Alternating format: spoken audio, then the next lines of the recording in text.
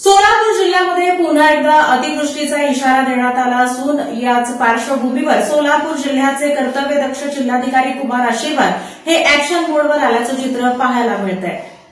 सोलापूर जिल्ह्यात 10 सप्टेंबर रोजी उत्तर सोलापूर, दक्षिण सोलापूर व अक्कलकोट तालुक्यात अतिवृष्टी झाली होती। तर 14 व 15 सप्टेंबर रोजी मोहोळ, माढा व करमाळा तालुक्यात अतिवृष्टी होऊन शेती पिकांचे, घरांचे व अन्य बाबींचे नुकसान झाले आहे। या अनुषंगाने जिल्हाधिकारी कुमार आशीर्वाद यांनी मोहोळ, माढा व करमाळा तालुक्यातील गावांना भेटी देऊन नुकसानीची पाहणी केली।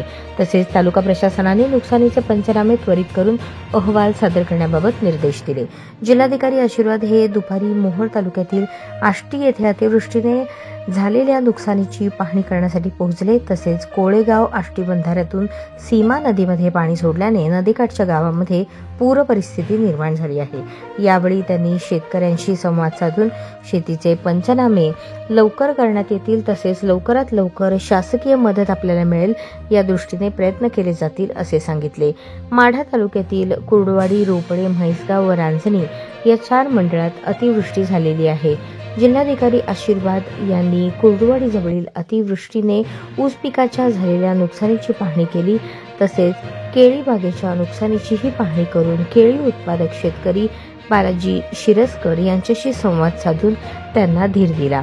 त्याप्रमाणे सीना कोळेगाव प्रकल्पातून पाणी सोडल्याने तांबे वस्तीत पाणी जाऊन तेथील कुटुंब पाण्यात अडकले होते।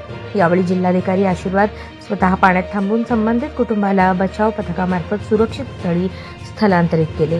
यावेळी तहसीलदार सचिन मोळीक यांनी मोहोळ तालुक्यातील मोहोळ, नरखेड, सावळेश्वर या 3 मंडळात अतिवृष्टी झाल्याची माहिती दिली। तर तहसीलदार संजय भोसले यांनी माढा तालुक्यातील 4 मंडळात अतिवृष्टी झाल्याचे सांगितले।